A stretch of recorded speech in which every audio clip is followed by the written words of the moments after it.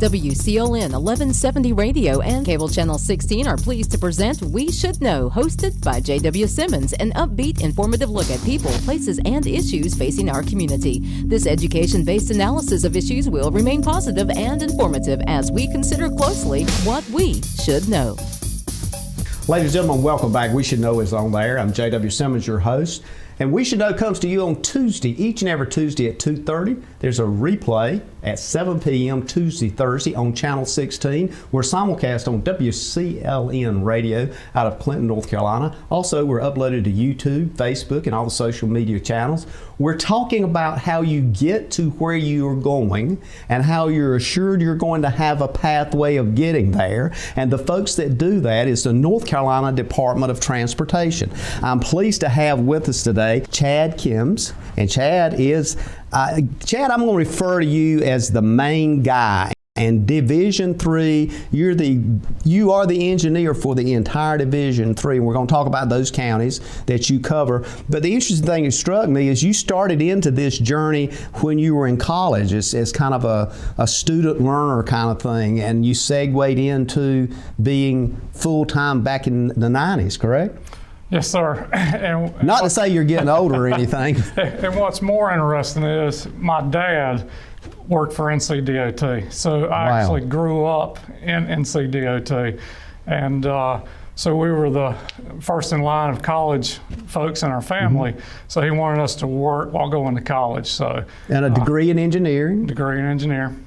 And you graduated from college, obviously, and that to me was also interesting in that segue in college when you went to the University of North Carolina in Charlotte, and it was interesting. Even during that period of time, there was a lot of this kind of on-the-job learning stuff going on, and that was very helpful. I know when I was at NC State, there was a lot of stuff like that going on. In fact, I've told people a lot of times I probably went to graduate school had it not been for that kind of experience. All right, absolutely. And we encourage folks that are in college today to try to work with us during the summers or when they can to get that additional training.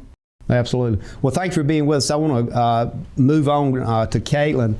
Caitlin, you're originally from some other place. Now, I remember reading it was somewhere north of North Carolina, and you finally ended up settling in Edenton. Is that? I did. That's right. How about after that? College, I was in Edenton for so about tell us 3 about years. that transition. 2013, you graduated from North Carolina State University. Go Wolfpack. Go Wolfpack. So that journey was interesting. Is when I look at that, I mean, many of us and our listeners have been to Baltimore. That's quite a change of environment for you. Yep, that's right. Why North Carolina? How did you end up here? I wanted to branch out, get a little bit further away from home, try new things, and the South sounded appealing, warmer weather. So NC State it was, and I've stayed in the area since. And you've worked with like bridge preservation and those kinds of programs. And of course, you're a licensed engineer as well. That's right. So we're going to continue this trilogy here of engineers. And when I get to Keith Eason, Keith, you're focused on Sampson and Duplin counties. You're the guy that if it happens and this guy needs to know something about Duplin or Sampson County, you're the go-to guy. Is that kind of sum that up? That is correct. He calls me. And you also have a degree in engineering, and your background goes back to 1994 as well. So when I look at the cumulative years here, 2013, 1994, we're looking at 60 plus years of experience with transportation right here in front of me. So if I ask you this question, I'll start with you, Chad. I ask you this question and just a brief observation about where we are today. We're supposedly or hopefully coming out of a global pandemic, something that has interfered with everything. What kind of challenges hit you, and what kind of challenges do you see on your windshield right now for NCDOT, for the people that you serve in Division 3? What does those things look like? I'm not going to ask you what keeps you up at night. I'm not sure I can handle that. But what really hits you as being a big challenge for you right now? One of the biggest challenges that we're facing, and COVID brought that to light, was our revenues are mainly generated from sales tax, from gas tax. The rest of it is highway use tax when you go buy a vehicle, and then when you renew your registration. But the biggest is the gas tax. And when COVID came along, COVID reduced our travel by 50% across the state. Starting about a year ago, last March, our traffic was cut in half. So in those months of March and April and May and going into June, NCDOT was losing roughly $100 million a month because of COVID. And that's statewide, but that is a large chunk of money. So when you look back a year ago, we had serious concerns, where we were standing on our money, our issues, on how we were going to pay to do things. Fortunately, because of the state that we live in, we have the coast, we have the mountains. Those were areas that people were able to drive to have some space to get away. So traveling started again back in about July, and our revenues from those sales tax started coming back. So that helped as far as the overall budget is concerned. Do you see that as something that was kind of a red flag to say part of that's not going to go away, particularly with the big move now that we see toward carbon-free environment and electric vehicles and all this kind of thing that's supposed to be happening sometime in the next 15, 20 years? So you're absolutely correct. COVID was just a fraction of that equation. What you're seeing, cars are more fuel efficient today. As we continue to see the newer cars go to the higher miles per gallon, that reduces our revenues. So our revenues will continue to decline as our cars continue to get better gas mileage. Caitlin, when I'm hearing this, I'm thinking about a lot of the stuff that you're doing now, everything from bridges to looking at a lot of projects in the area. What are some of the things that you see that are critical that could be impacted by the budget? Because when I think about bridges, if we don't get that right, and when I go across the bridge, I got a lot of trust in all of you guys, because when I go across that bridge, I'm just thinking, unless it's the new one at Surf City, which we'll talk about in a minute. I'm just thinking that's a lot of trust. Talk to us about that a bit. Yeah, absolutely. So when you look at our budget, you kind of have to think of it in two different ways. So we've got our budget that needs to take care of maintenance of our existing system, and then we've got our budget for improvements. So I handle a lot of that budget for the improvements, looking at our long-range plan. So we look out 10 years. So these budget impacts are definitely going to affect what we can plan in the future. So more to come on that. We're not really sure how all of that's going to shake out for us yet. Having to adjust existing schedules, what extra projects we can add into that 10 years.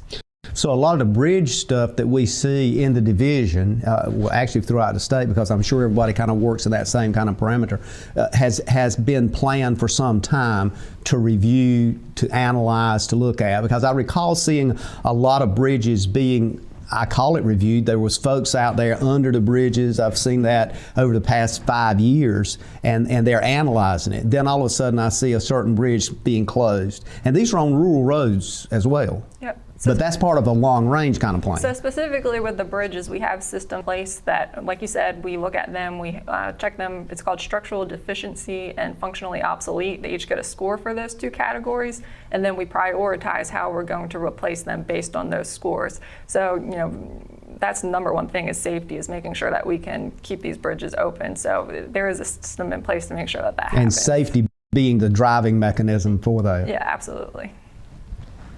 Keith Eason, speaking of bridges, Duplin and Sampson County.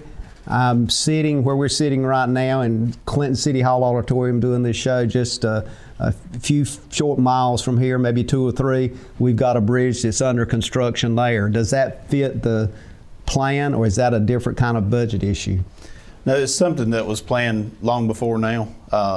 These 24 projects have been in planning for a long time. In fact, we just completed 26 miles of 24 widening from around the Cumberland County line to here in Clinton. And that was just a piece of, this project is just a piece of that entire project. And those those bridges are being replaced because of the additional lanes that we're adding underneath, as well as we know that upcoming that those bridges are going to be, they're going to reach those scores that Caitlin mentioned that are going to require replacement. So it's a great time to do it with TIP money. And when you say TIP money, is that both state and federal, or is that just state funds? This particular project is completely state funded, but in most cases, yes, it's a majority federal but shared state funding in most TIP projects. And there's another leg of something that's going on 421 just south of the city limits, in which there's a connector being worked on. Can you kind of give us an update on what that is and what kind of connector that is? It's actually part of the same project. This project split into Part A and Part B. They are separated, but it's considered the same project, same contractor doing the work. But that's just the beginning of what would become NC 24 that's going to route all the way over to I-40. This is the next to last section that we're building now that would, it gives us an interchange with US 421, so that in the future when the next section comes along, that 421 is taken care of there, and NC 24 will be the main route all the way over to I-40 in Duplin County. So we'll be looking at that corridor, and as I recall, when all that was being put together some years ago, a big push of that, it was because the military used that roadway a lot, and it helped gain any kind of additional funding that may needed to have been done. Absolutely, and there are other things that play into that. We've recently done a study that is military vacationers, ports and storms. Thank you, Caitlin. That play into driving that new route. We're going to take a break.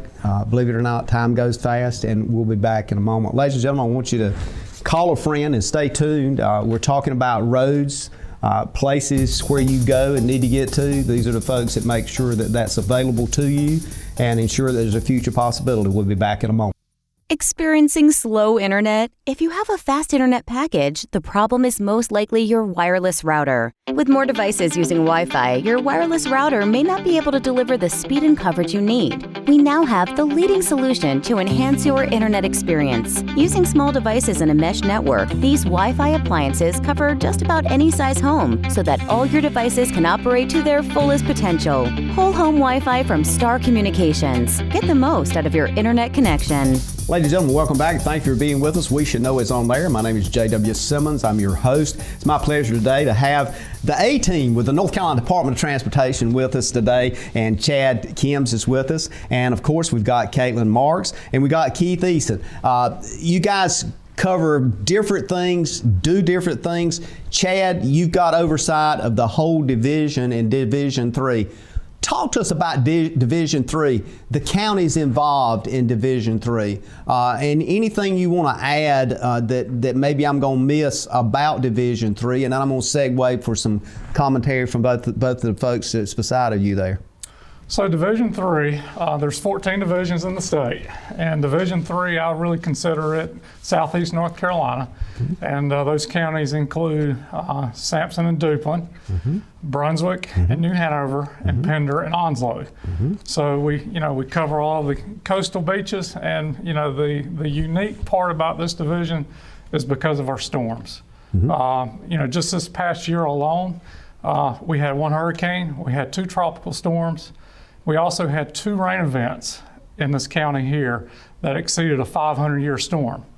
So, that's an ongoing issue, as we talk about maintenance issue or the storms, the amount of storms, and that's become more of a regularity than trending. So that's Division 3 in a nutshell. Well, Caitlin, and one of the things that strikes me is Chad was mentioning that you alluded a while ago to like the bridges and stuff. A lot of that was like long-term planning and design. Well, hurricanes and impacts from hurricanes is not something you can necessarily long-term plan. You can kind of expect it to be there. How does that affect the budget and things that you already know is in process, and then all of a sudden one of these bridges, for example, that you might have put in, and now you got an impact related to water or something? How do you deal with that? I mean, does it cause you to back up and refocus and maybe have to redo something, or how does that work? Right. Well, within recent years, resiliency has been a topic of all of the areas locally. So I work with a lot of the planning organizations, and that's a word that we hear a lot as we're talking about planning for the future. Take, for example, on 421, where the road washed out, we had culverts there, and we upgraded them to two 550-foot bridges. So that allows more water to go through underneath of them to try to prevent issues like this. So it's something that's always in the back of our mind, that we're looking to how can we make our system more resilient. Well, really what I hear you saying is it's an opportunity for you to make some different things and prepare for a different level of storm. Most of, Chad, what you mentioned, from when I talked to the folks at the National Weather Service, and they've sat right there, tell me that the big thing with hurricanes is the water more than the wind anyway. Yes. So as we see in eastern North Carolina, the water is our biggest concern.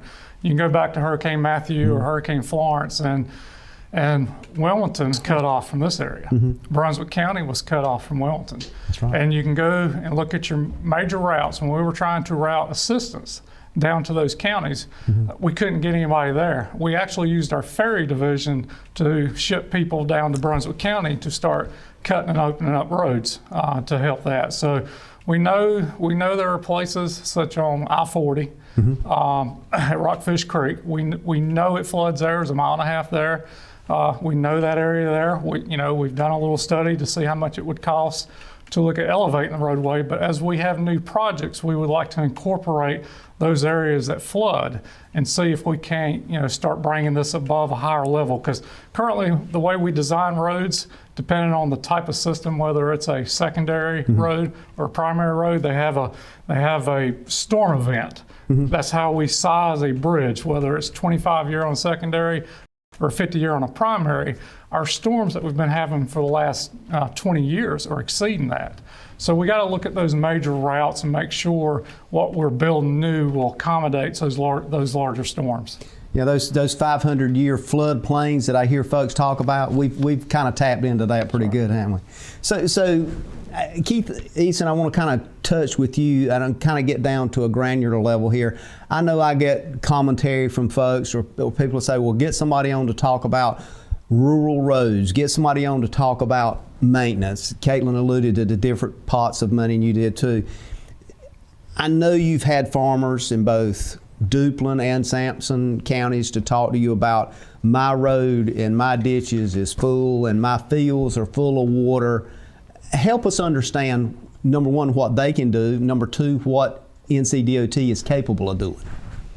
Sure. So one thing just to, I guess, to look at, the road is built and the ditches are added as a drainage feature. And as a drainage feature, they're gonna at times have water. So that's a ditch's job. Now, if it holds water, we may have an issue. It depends on where we're at in the road. Are we in a low-lying area that's near a water feature such as a creek or a swamp area? Sometimes you can't do things with that. Sometimes the water level pushes back up into the ditches.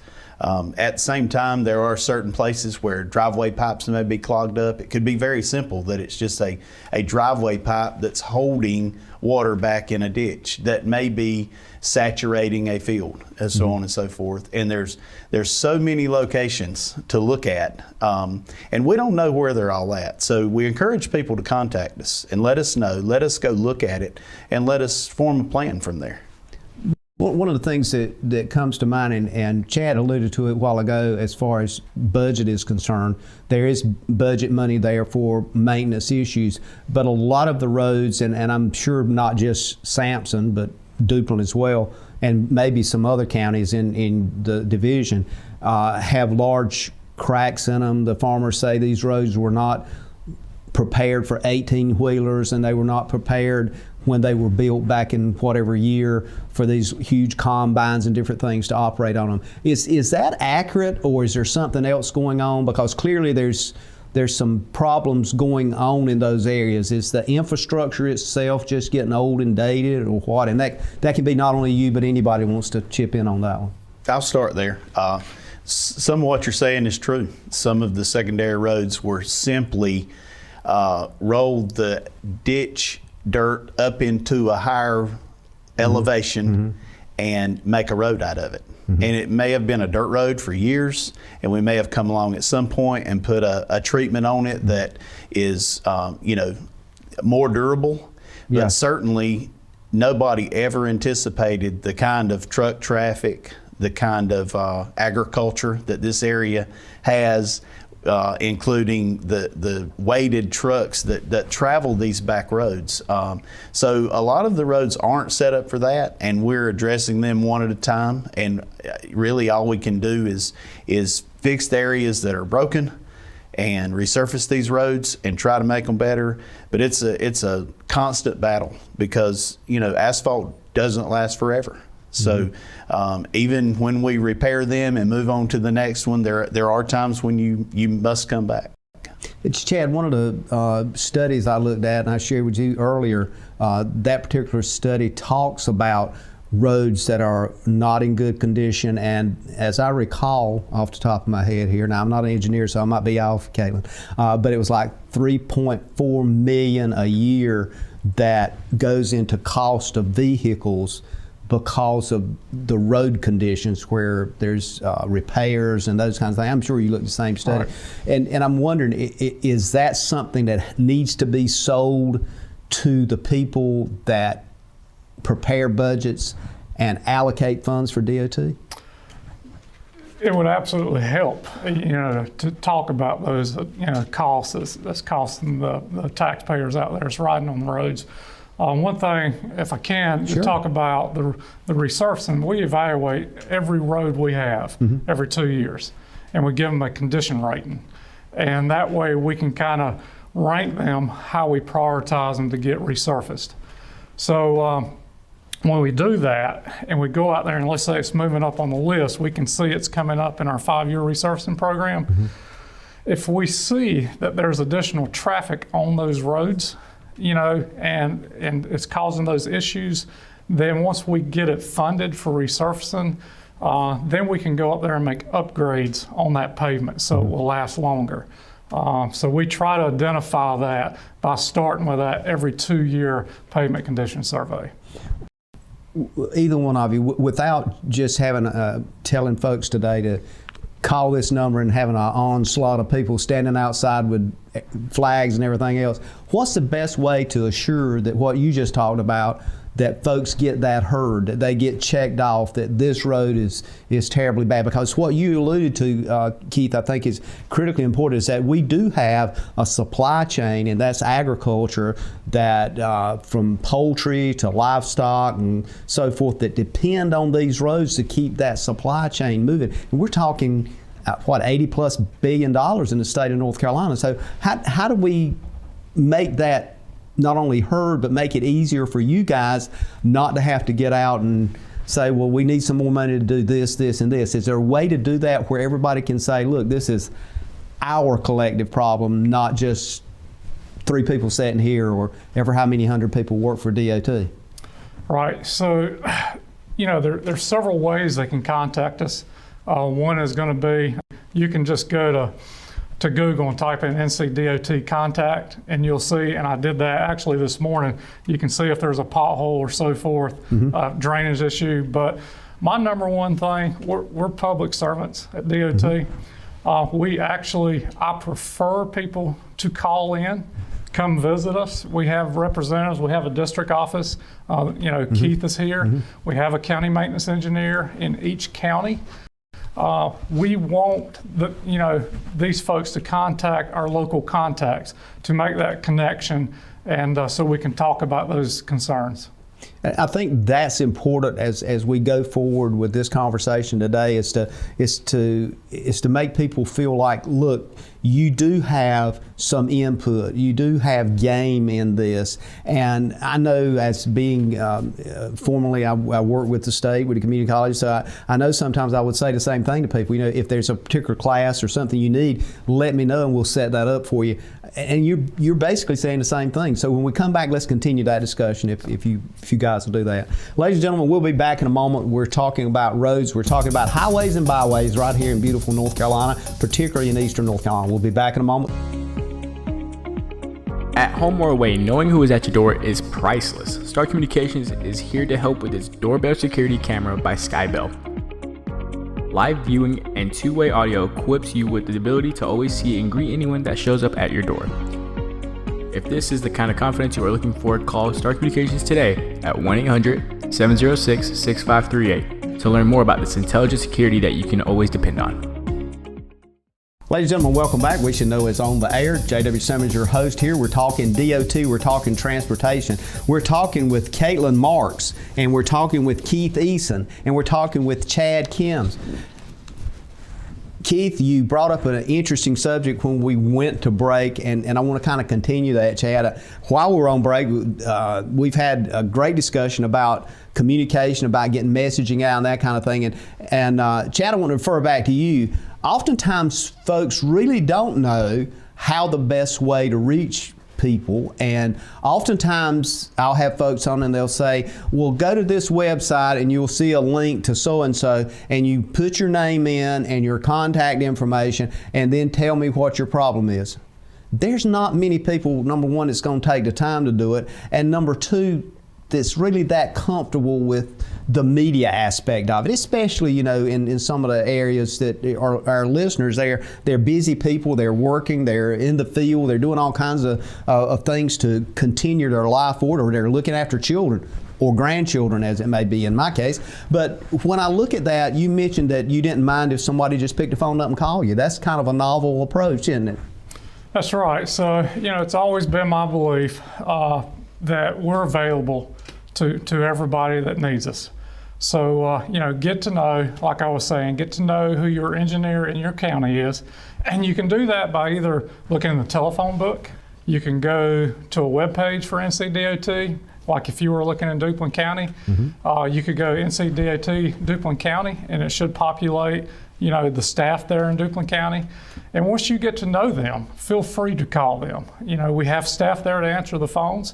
If you happen to call the wrong office, let's say you call the bridge office instead of the roadway maintenance office, they will get you to the right office. But make those connections and get to know each other. The other thing I wanted to make sure everybody understood, our staff that works for DOT in this division, we live here. Most of us are from here. We are local people. We know the folks that probably most of the people y'all know. So get to know us and don't be afraid to ask. We will look at it. And probably, Keith, some of the comments you were making a while ago, as we talked about roads and the roads breaking down and all this kind of thing, you've seen a lot of the things that we're discussing already. I mean, you're up in Johnson County, but traveling these roads, you've seen exactly what we're talking about. Absolutely. I'm aware of a lot of the problems in these counties, in Sampson and Duplin counties and others as well. And I see them, and I'm aware of the problems we have, but we can't ride every road in every county. So people contacting us is sometimes the only way that we know that there's a pothole or a safety issue, or they can't see when they pull up to an intersection, they can't see one way. We need to know those things, and sometimes the only way we find those out are through a phone call or through a NCDOT Contact Us webpage. So they're welcome to call us. The number at my office is 910-682-5100, and they can call anytime during our business hours. And again, as Chad said, if it's something not under our purview, we'll get them to the right place. Is there things sometimes you get calls about, for example, dead deer on the road, or those kinds of things that is not under, or is that under purview? I don't know. Do you get things sometimes and you just have to say to folks, well, we don't do that kind of thing? No, we pick up dead deer for sure. So well, there you go. Yes, sir. Yeah. Especially if anything that's, it's got to be on the state right away, though. Sure. Yes, anything that's endangering the traveling public. Okay. So if it's on the backside of a ditch in the middle of nowhere, probably not. Maybe not. We got a cleanup crew. It's called buzzards. That's right. Gotcha. Yeah. So, but we would go look at it and make sure if someone called, we would certainly address the issue, sure. Whichever way that may be. I mean, I think this is helpful to let folks know that there is a way I can say something and it will mean something and will have an impact. And I think that's so critically important. Plus, while I go on break, I'm going to quote you on this, or I'm going to paraphrase you on this, is that you see yourself as a public servant. Yes, absolutely.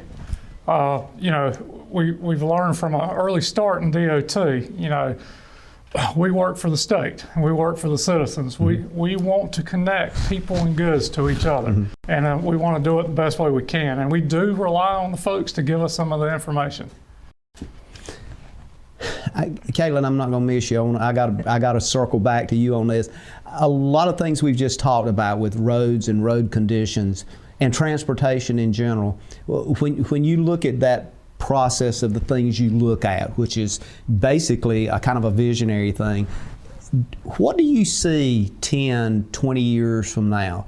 What will our connectivity and roadways look like? Because one of the things I've discovered is DOT is networked into a huge capacity of information and possibilities, from transportation to airports. I mean, it's just phenomenal, and a lot of folks don't see that. You know, help us look beyond the ditches, if you will. Yeah, that's right. We have to look at all modes of transportation, not just highway. We also look at the airports and the ferries, bike ped connections, transit connections. So we're looking at all of that. But kind of to go off of our earlier conversations, even on the planning side, we want to hear from the public. The public gives us input of what they would like for the future of transportation to look like, what improvements they want to see. And there's opportunities throughout our planning process for them to give that feedback. And so we always want to come across as approachable. We want people to call us for these issues. We want to hear people's ideas.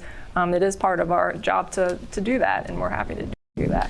So I guess what I'm hearing is that government, from the view of NCDOT, is just not a static bureaucracy.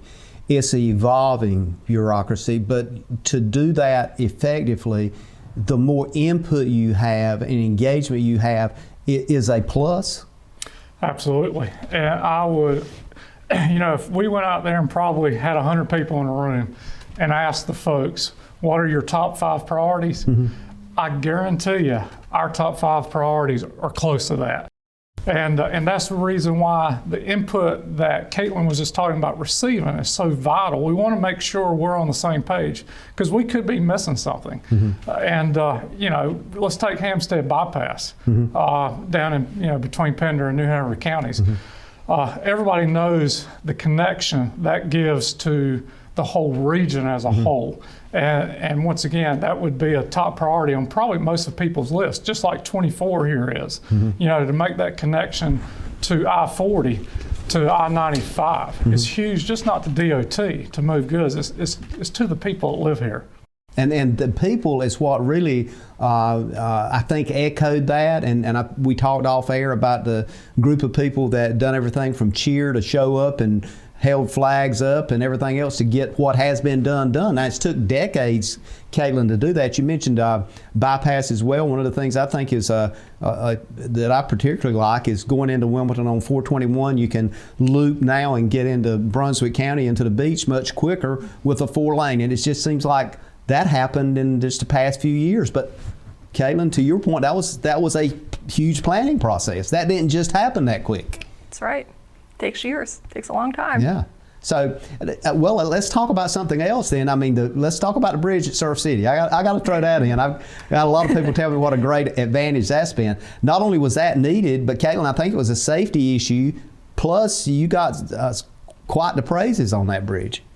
So Surf City, you know, we're always excited to talk about the Surf City Bridge, but that bridge set the standard of how you connect. Caitlin just mentioned about the different modes of transportation. That bridge, going over to an island like it does, we realized there was a huge pedestrian need to get over to the island. So we utilized this opportunity to put a multi-use path that was separated from the vehicles driving on the bridge. And it also included a bike lane. And I live in Surf City, and there has not been a day where I've driven home that I did not see pedestrians or cyclists on that bridge. I mean, it is a huge success. It's getting national recognition of that bridge, and that will set the standards for those type bridges in those circumstances. And you had huge support for that as well. This was not something that Caitlin just envisioned one evening and came and that was huge support. That was public push. Am I correct on that? So yes, so I can talk about when we were planning to replace that bridge, how the town of Surf City and the DOT and the public, the three groups were working together. We even formed a committee for recommendations on how that bridge would look. We took that feedback, we go through our planning process and you have these alternatives and we get the feedback from the public on which alternative they preferred. And we go through that planning process, the alternative was chosen, and that's what we have today, just a beautiful bridge. And it's that bridge designed for 75 years, so it'll be here for quite some time. Keith Eason, I just struck me when statement you made a while ago. You gave out your number, but Keith Jackson, of course, is a guy here in Sampson County. When Keith Jackson sees this, he might call my number because he's going to say, "All these people calling me now. What's the deal?" But I think this is groundbreaking information. Not that it was not already there. But a lot of folks are not putting it out there so people can not only reach that number, but know who to call and know that it's okay to do that. I think that's probably the part that I'm hearing. So the next time somebody says something about roads, I'm going to say, here's the number, call this number if it's in Duplin or if it's in Sampson. And if that doesn't work, they can reach out to you. That's right. They can call, and as Chad said earlier, if it's not something that we do directly, we'll get them to the right place. And the thing is, we will address all concerns. The thing to remember is sometimes we don't always do what was wanted, but we will address all concerns.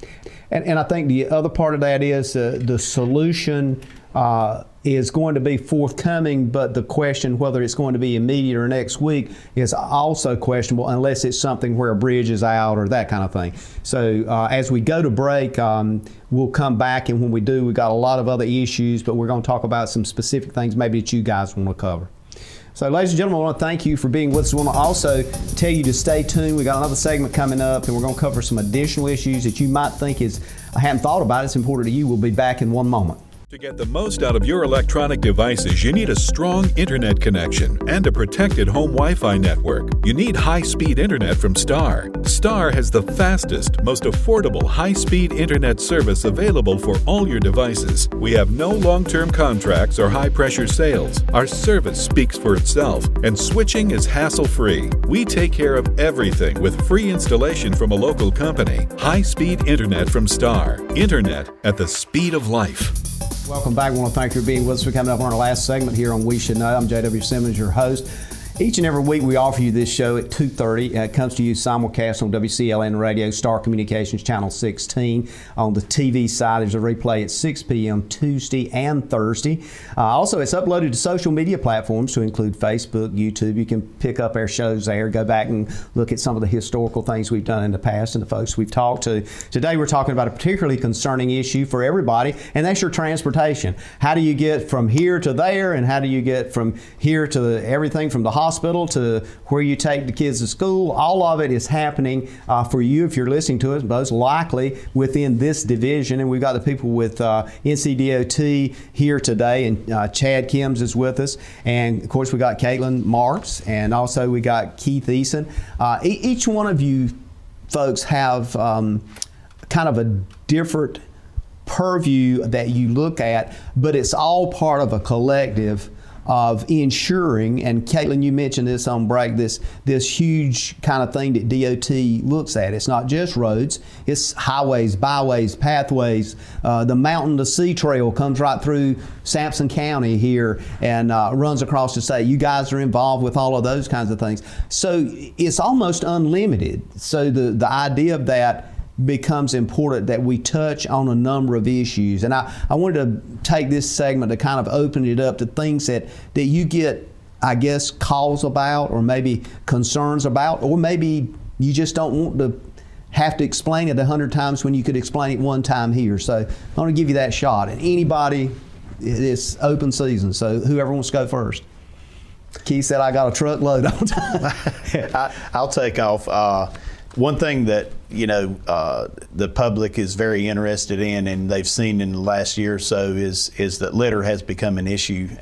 I think in society we've talked about that litter is an issue, and maybe it's bigger than DOT, but we're left to literally pick up the trash. So, we're attempting to do that. I have spoken with recently with our roadside engineer, and he has told me that they are actually started this week, I think, picking up targeted primary routes in this county and other counties. They'll pick up some high volume secondaries, and obviously the interstate, we have a sponsor a highway program on the interstate that they pick up on I-40 here in Sampson County. So that's one thing, and just wanted to get out there also, starting April 10th through the 24th is our biannual litter sweep. And that's a time when our volunteer groups, adopt a highway groups, and so on and so forth, pick up trash, as well as DOT maintenance workers. For 1 week out of that 2 weeks, we pick up trash also. That's a wonderful program. I know the Rotary Club a couple of years ago, we did a pick up trash thing and took a certain segment of highway, and we had all these Rotarians and kind of took the ties off and hit the road, started picking up trash. People went by and said, "What in the world's going on?" Well, it was more making a point than it was making a difference in the volume of trash, I guess. Yes, I mean that. And in addition to those things, volunteer groups that are not signed up with us can come in. They get a quick video training. If they've not previously done the paperwork, they can still pick up anytime. And that can be done anytime. It does not have to be done during our litter sweep. That's just the time that we focus on it. The real serious issue and one of concern, and we talked a little bit about it off camera. Anybody else? I think one thing that we need to kind of touch on is storm responses. So, one of our biggest rewards and one of our biggest responsibilities at DOT, we're judged on how we respond to storms. And, we're accustomed to hurricanes. Just want to mention real briefly, about a month ago, we had a tornado touch down in Brunswick County. And, we're used to seeing hurricane damage. What we're not used to seeing is going down and seeing about a 400-yard wide path that everything's just completely obliterated. And the amount of lives it impacts and the effects it has on it. So we had the opportunity to help out with that tornado and cleaning up the vegetative debris down there. That's something we're very proud to help out with. And anything we can do like that, that's what we're here for. That's public. It goes back to being a public servant. So, in all storms, that's how we judge it. How do we respond to a Hurricane Florence? How do we respond to a Hurricane Matthew? What's the time frames on opening those roads back up, rebuilding that bridge that washed out? So that is one of our main focuses. And when you mentioned hurricanes too, it strikes me, I think we touched on it a little bit, but drainage is a huge issue now with streams and aquifers in this particular region of the state, and just making sure they are open so when we do have that large onslaught of water that it has somewhere to go and not just pond on the roads. Yes, absolutely. And a lot of those areas that get off our right of way, we have to work with the counties. But if there's any areas out there that people's concerned with that's backing up, that's off our right of way, they can still contact us. We just may be contacting the county. There's joint effort there. There's only so far DOT's responsibility goes with that water. But it is the goal is to get that water flowing and going where it's supposed to be going. Chad, we had that problem, I think, in the southern part of this county in one of our recent storms, in which we had part of the citizens just isolated down there.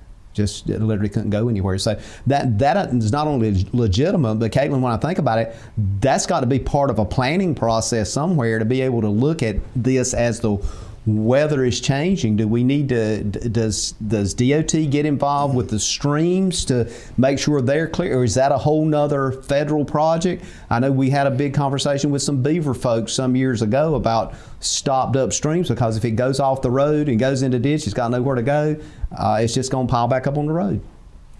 Yeah. That's something that we definitely need to look at. We work with environmental agencies through our planning process just in general, so that's something that we always keep in mind for sure. projects and turnaround time on some of the things we've been talking about here. Somebody reaches out and they've got a problem. Say if it's cleanup, it is stuff on the roads. Part of that is, I think, an enforcement issue. The other part is, again, something that is going to require somebody with hands-on to take care of and deal with. Is there preventative solutions? I mean, can we help folks understand how they can have a mindset? It's just not whether it's a cup they get through with or a bag of cheeseburgers they throw out, or if it is furniture, how do we message that? And is there already a message campaign out there? Yeah, I think along with DOT, we got to rely on our partners, such as the county and the other news outlets, to get out some type of communication on this litter issue. I mean, it's statewide. If you go to the western part of the state, you'll see the same litter. So, we need to initiate a campaign against this litter that's going on in the state right now, because this is costing DOT. Litter, for us to pick up litter at DOT, that's not helping us repair potholes or clean, fix a ditch. So, we need to get the campaign out there. I know our folks have started on that. We're publicizing these Adopt a Highway, Sponsor a Highways, the litter sweeps. So we just, all together, everybody has to make a push and try to stop this litter.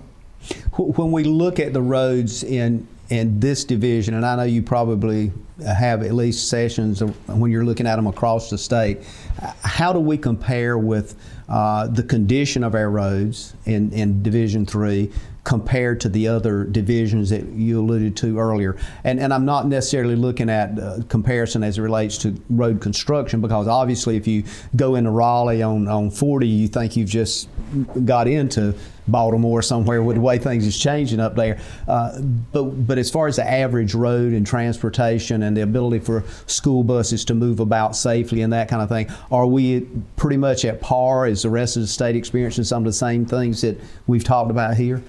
Yeah, and I'm going to let Caitlin talk to the bigger picture, but I'm going to talk about the maintenance of our existing roadways. We do get our fair share, so you would say it's on par with everybody else. That's kind of broken down by formula about how many road miles are in your area. Same goes for resurfacing. It's broken down by how many road miles you have. So we're consistent with other divisions in the state on maintaining our existing system. As you start talking about the next larger project, how to fund projects, the bigger projects, Caitlin can kind of touch on that. We got about 2 minutes, Caitlin. Okay, So. I'll make it fast. So we have about 3 different pots of money for getting projects funded, and they compete different. So we have a statewide pot where the whole state is competing for those funds. So areas like Raleigh and Charlotte are really competitive in those areas because they have a lot of congestion. Then when you take it down one notch, we've got a regional pot. So that's just our area and our next division over, Division 2. So we get the full share of that money between the two of us. And then we have one final pot of money called division fund money. So our whole division gets just that money. So there are layers to make sure that we're each getting our fair share, and it is a competition.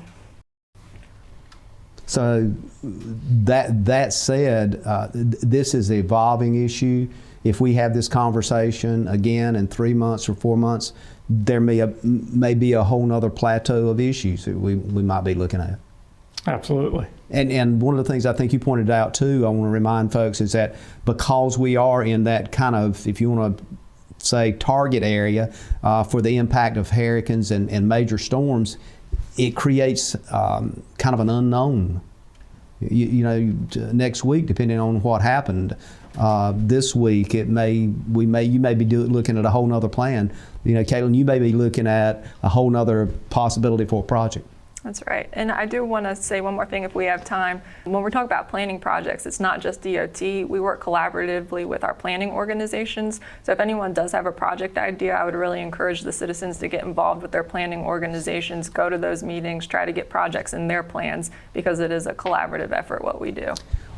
Well, we're going to have to close. I want to thank each one of you for being with us, ladies and gentlemen. We've been talking with Keith Eason. We've been talking with Caitlin Marks. We've been talking with Chad Kims. We've been talking about DOT stuff, and we appreciate you being here. I want to also give a shout out to Lauren Havlin, who is the PIO for 2 and 3 divisions here in North Carolina. Very instrumental in bringing this together. We look forward to seeing you again next week and each and every week at Tuesday at 2:30.